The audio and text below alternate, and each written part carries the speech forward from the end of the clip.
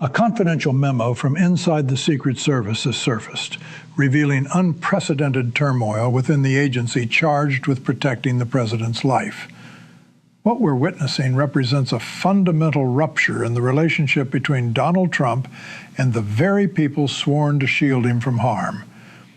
On Tuesday afternoon, January 20th, 2026, at precisely 3:42 p.m. Eastern Time, the acting director of the United States Secret Service tendered her resignation to the Secretary of Homeland Security. Kimberly Cheatle, bringing 3 decades of service to her decision, pointed to fundamental disagreements with the president regarding the nature and lawfulness of directives she'd received. This wasn't a quiet retirement or a planned transition. This was a breaking point. What makes this resignation extraordinary is what it represents. The person responsible for coordinating presidential protection chose to walk away rather than continue serving under the current administration. Senior agents have been requesting reassignments away from the presidential detail. Conversations happening behind closed doors at Secret Service headquarters center on a troubling question: whether agents can lawfully execute what the president is demanding of them. Multiple news organizations, speaking with sources who requested anonymity, describe an agency experiencing a profound crisis in confidence and morale. The heart of the conflict involves directives that would position agents between state law enforcement officials attempting to execute valid court orders and the president's business interests. Agents are being placed in situations where protecting the president's commercial properties could mean obstructing lawful legal proceedings. The agency trains its personnel to place themselves in mortal danger to preserve the president's safety. That's the job they signed up for and accept without hesitation. What they weren't trained for, and what they're now refusing to do, is transform their protective mandate into a shield against legitimate state legal actions. The expectation that they would physically prevent sheriffs from accessing Trump properties to enforce court orders crosses a line that career professionals recognize they cannot cross. This represents something more profound than typical workplace tension or policy disagreements. The chain of command that ensures effective presidential protection is fracturing. If agents conclude they can no longer ethically serve under this president's leadership, Trump could find himself in a genuinely vulnerable position from a security standpoint. The timing of this crisis stems from Trump's escalating demands that the Secret Service treat state officials as adversaries rather than fellow law enforcement professionals. He's suggested that federal protective authority should override state legal jurisdiction entirely. The attempt to weaponize an agency whose mission is protection, not political warfare, has triggered the resistance we're now seeing from within its ranks. The situation raises questions that American democracy has never had to confront. When a president loses the confidence of those tasked with protecting his life, we enter uncharted constitutional territory. To grasp why the Secret Service finds itself in open rebellion, we need to examine what Trump has specifically demanded over the past 14 days. The sequence of events began on Monday, January 12th, when New York's Attorney General notified the Secret Service that access to Trump Tower would be necessary to catalog commercial assets under court-ordered receivership. Since Trump assumed office, the Secret Service has maintained comprehensive control over Trump Tower, converting it into a secured facility with controlled entry points, visitor screening protocols, and classified communications infrastructure throughout the building. The tower functions not merely as the president's residence, but as an alternative command facility.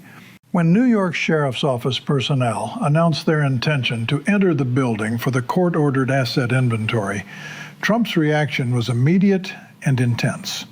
He summoned the acting Secret Service director to the Oval Office.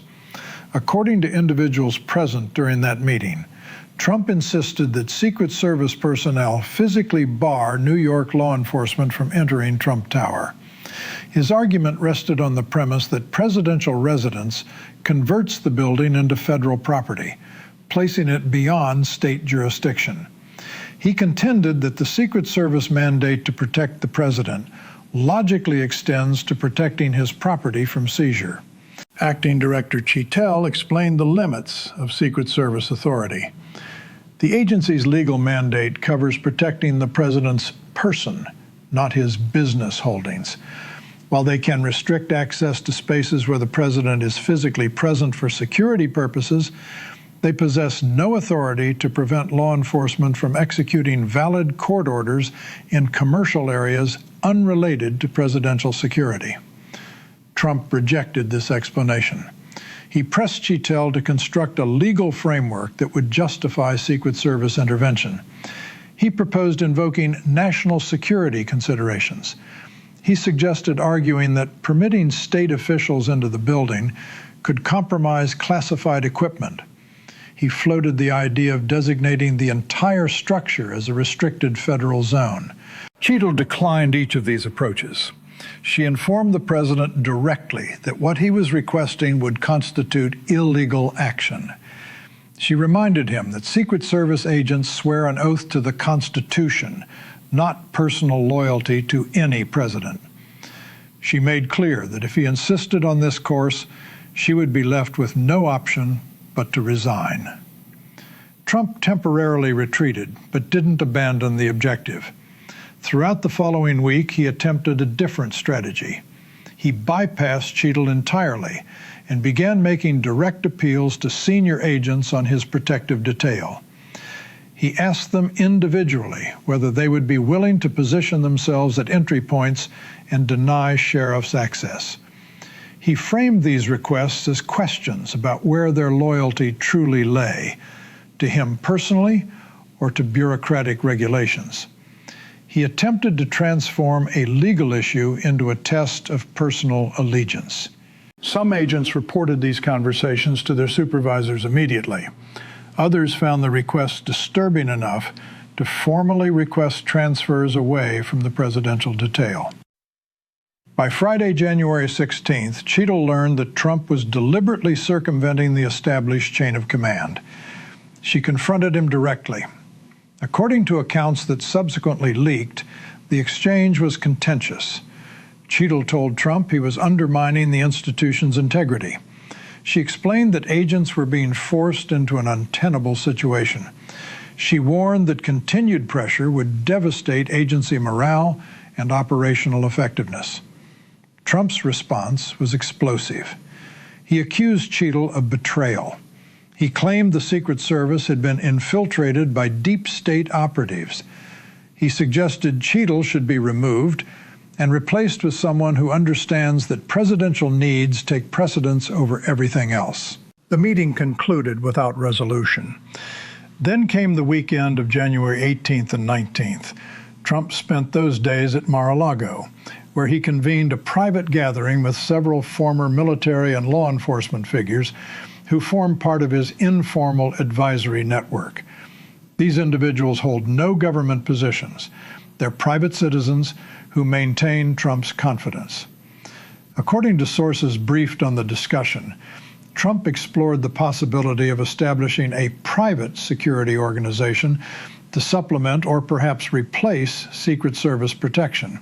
The concept involved hiring contractors who would operate without the constraints that bind federal agents. If the Secret Service wouldn't perform the functions Trump required, he would employ people who would. This private force would receive funding through Trump Organization accounts or donations from supportive individuals.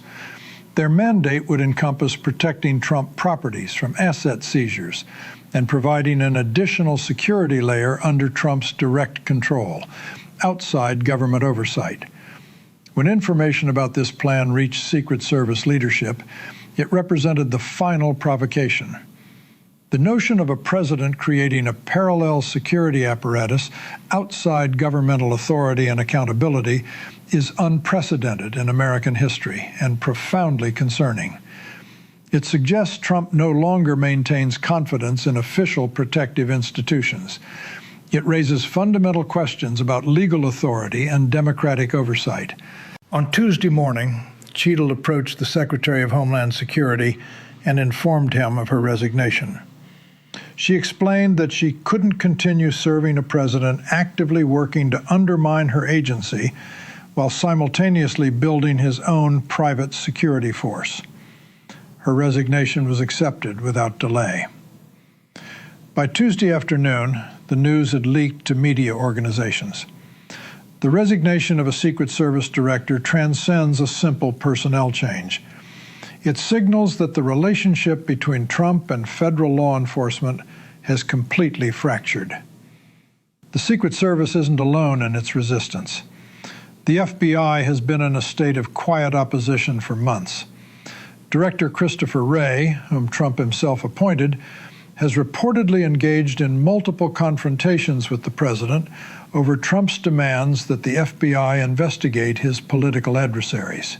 Trump has sought FBI investigations into Letitia James, Judge Arthur Engoron, and the New York Attorney General's office broadly.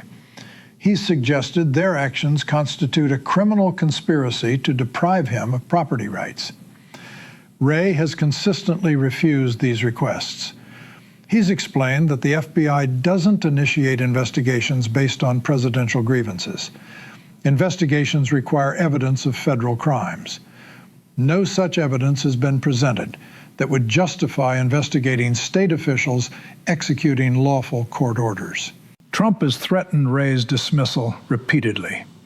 Wray has reportedly informed associates that he's prepared to resign rather than allow the FBI to become a political weapon. The Department of Justice faces similar internal divisions. The Attorney General, also a Trump appointee, has been attempting to balance departmental independence against presidential loyalty. Trump has been pressuring him to file lawsuits against New York State, to seek injunctions halting asset seizures, to deploy federal prosecutorial power as a defensive shield. The Attorney General has resisted these pressures.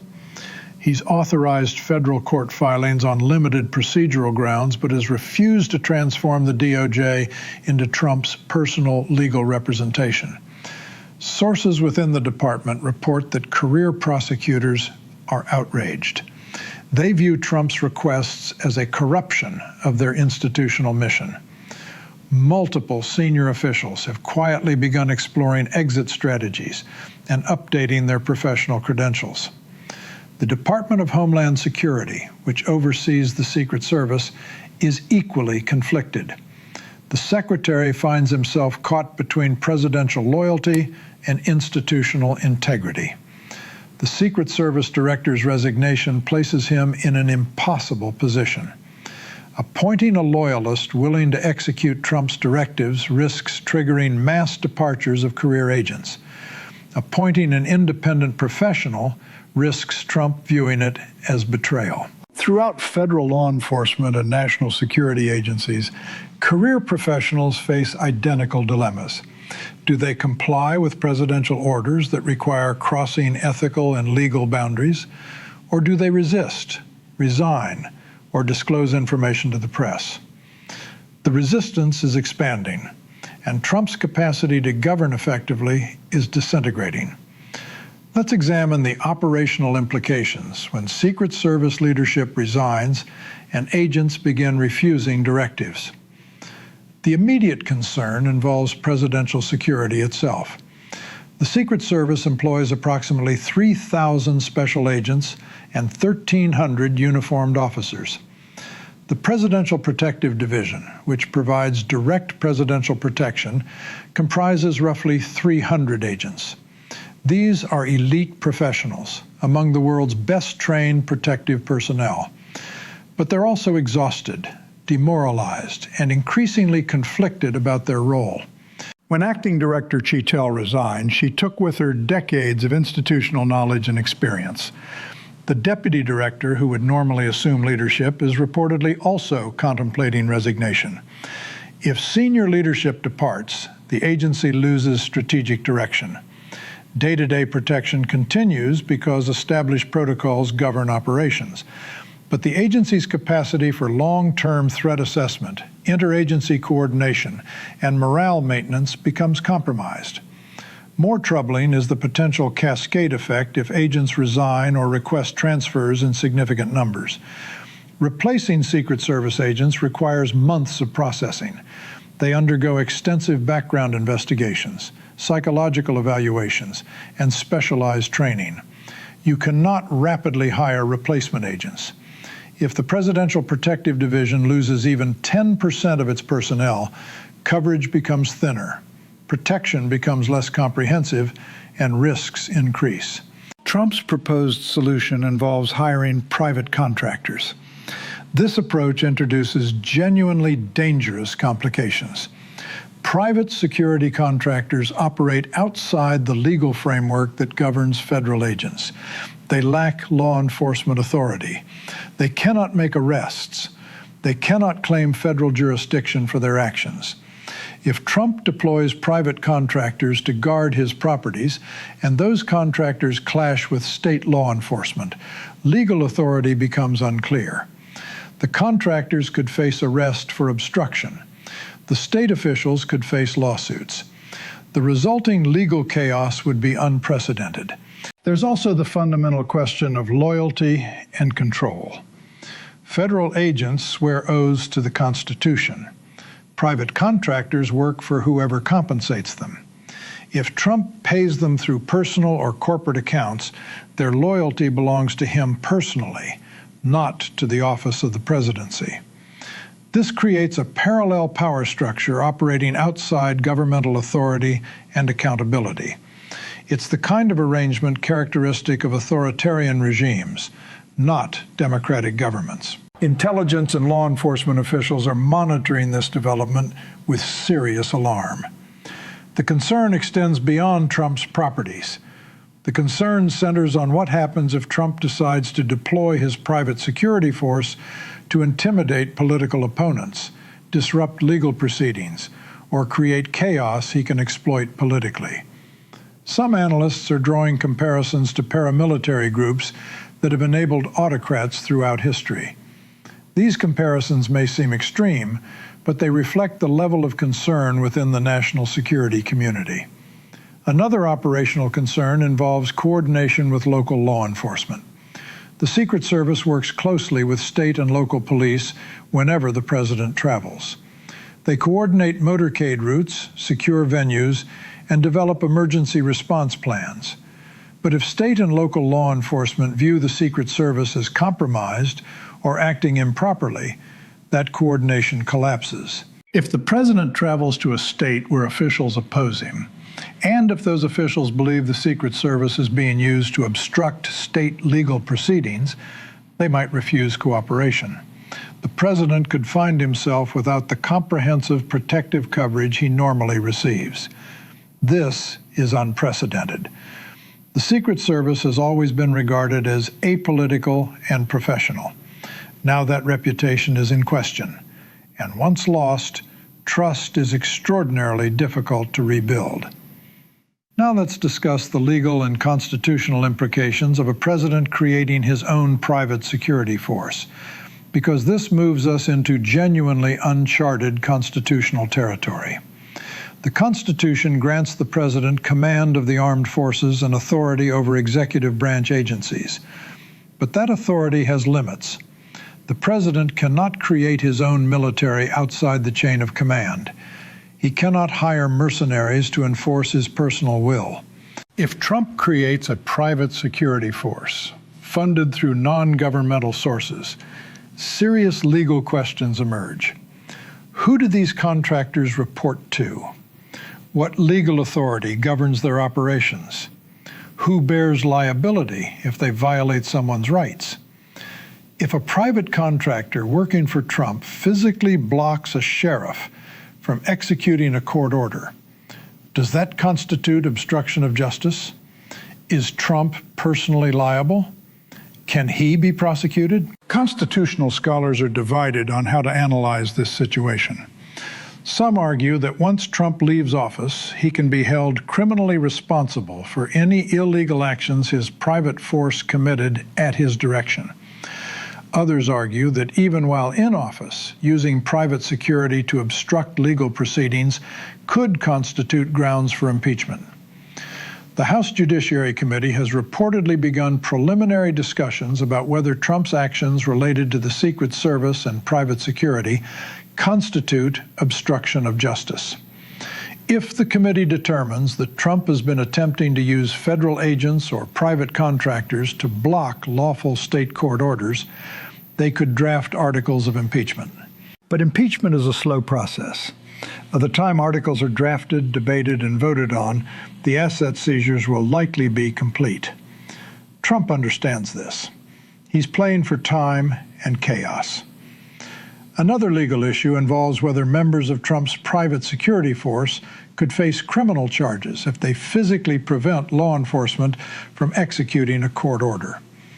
They can certainly be arrested and prosecuted. They don't enjoy the immunities that federal agents possess. They're private citizens, and private citizens cannot obstruct legal proceedings without facing consequences. Legal experts predict that if Trump deploys private security and clashes occur, criminal prosecutions will follow. Contractors will be arrested and charged. Trump will claim they were acting on his orders as president. Courts will then determine whether presidential authority extends to directing private citizens to commit crimes. The answer is almost certainly no. But the litigation will take years. The constitutional implications extend beyond Trump personally. If a president can create a private security force to protect his personal interests, what prevents future presidents from doing the same? What stops a president from building a parallel structure answerable only to him, operating outside legal constraints? This is how democracies erode. This is how authoritarian regimes emerge. A leader creates loyal forces that bypass normal institutions.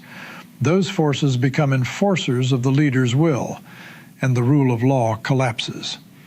The founders feared exactly this scenario. That's why they separated powers, created checks and balances, and insisted on civilian control of the military and professional, apolitical law enforcement. Trump is testing whether those safeguards are robust enough to withstand a determined assault. Let's step back and analyze what this reveals about Trump's psychological state and his presidency's trajectory. Because the behavior we're observing isn't normal even by Trump's standards. Creating a private army isn't the action of a confident leader. It's the action of a paranoid leader who believes everyone has turned against him. Psychologists and historians who study authoritarian personalities describe a recognizable pattern. When a leader faces legal or political pressure, he begins perceiving enemies everywhere. He loses faith in institutions. He demands personal loyalty from everyone around him. When institutional loyalty fails, he creates parallel structures staffed by people loyal to him personally rather than to rules or norms.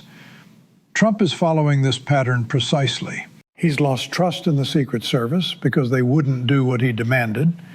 He's lost trust in the FBI because they wouldn't investigate his enemies. He's lost trust in the Department of Justice because they wouldn't become his personal legal shield. So he's creating his own structures, a private security force, a network of loyalist advisors outside government, a media ecosystem that amplifies his narrative regardless of factual accuracy. This is the behavior of a leader in terminal decline. It's also the behavior of a leader who has become dangerous. Because when a president stops trusting institutions and starts relying exclusively on personal loyalty, the risk of illegal or violent action increases dramatically. Trump has always pushed boundaries, but in the past there were guardrails. There were advisors who could moderate his impulses. There were institutional structures that constrained him. Those guardrails have disappeared. The experienced advisors have all departed. The institutions have all said no. Trump is surrounded by loyalists who tell him what he wants to hear and encourage his worst instincts. In this environment, almost anything becomes possible. Trump could order his private security to physically confront state law enforcement. He could declare a national emergency and attempt to invoke martial law. He could refuse to leave office if impeached or if he loses re-election. The breakdown of trust between Trump and his own protective detail serves as a leading indicator. It tells us that even the people whose job description includes unwavering loyalty are no longer willing to follow him. It tells us we're in the end game. Here's what to watch for over the next week, because the Secret Service crisis is going to escalate rapidly. First, watch who gets appointed as the new acting director. If Trump appoints a political loyalist with no Secret Service experience, that's a clear warning sign. It means he's attempting to install someone who will execute his directives rather than maintain agency integrity. If he appoints a career professional from within the ranks, it suggests some institutional resistance to his worst impulses remains.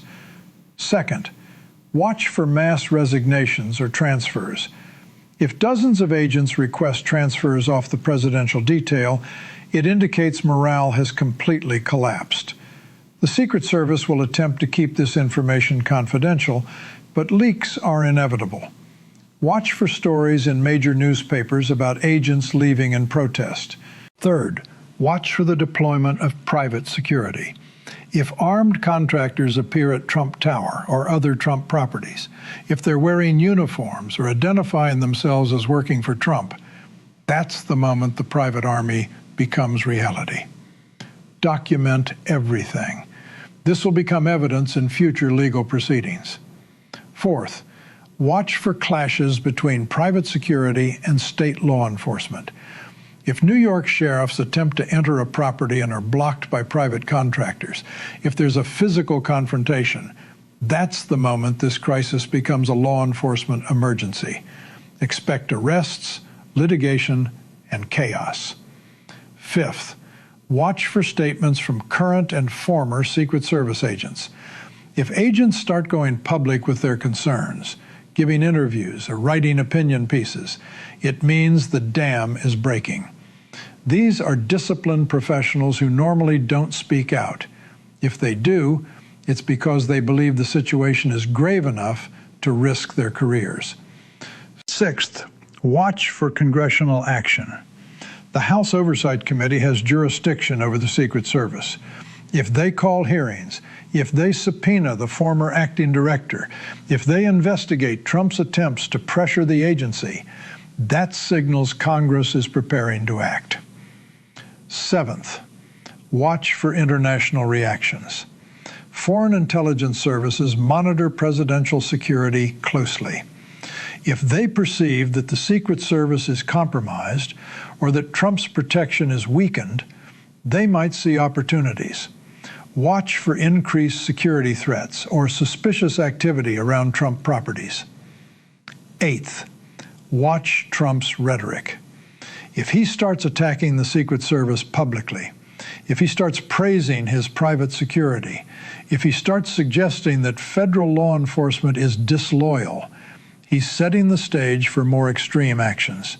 The Secret Service crisis isn't just about Trump's personal security.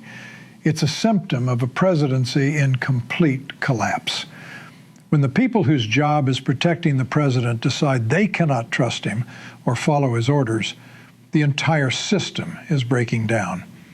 Trump built his political brand on loyalty. He demanded absolute loyalty from everyone around him. But loyalty flows in both directions. Leaders earn loyalty through integrity, respect for institutions, and adherence to law. Trump has done none of these things. He's abused every relationship, corrupted every institution he's touched, and demanded that people violate their oaths to protect him. Now the consequences are arriving. The Secret Service agents who are walking away aren't disloyal. They're the opposite. They're loyal to their oaths, to the Constitution, to the principles the Secret Service was founded on. Trump is the one who has betrayed trust by asking them to do things that would compromise their integrity and careers. The same pattern is playing out across government. Career professionals who signed up to serve the country are being asked to serve one man's personal interests, and they're refusing. This is the crisis. Not just Trump's legal troubles or financial collapse. The crisis is that he's lost the legitimacy and trust necessary to govern. He's lost his own protective detail. He's lost his law enforcement agencies. He's lost his party. He's lost the courts. He's lost the American people. What remains is a shrinking circle of loyalists, a private security force of uncertain size and capability, and the formal powers of the presidency. That's a dangerous combination, because a leader with nothing left but formal power and personal loyalty is a leader who might attempt anything. The next chapter will be written in the coming days. The Secret Service has sent a clear message. They will not become Trump's private army. They will not cross legal and ethical lines. They will not sacrifice their integrity for his benefit. The question now is how Trump responds. Does he accept their decision and retreat, or does he double down, deploy his private security, and dare the system to stop him? History suggests he'll choose escalation. He always has.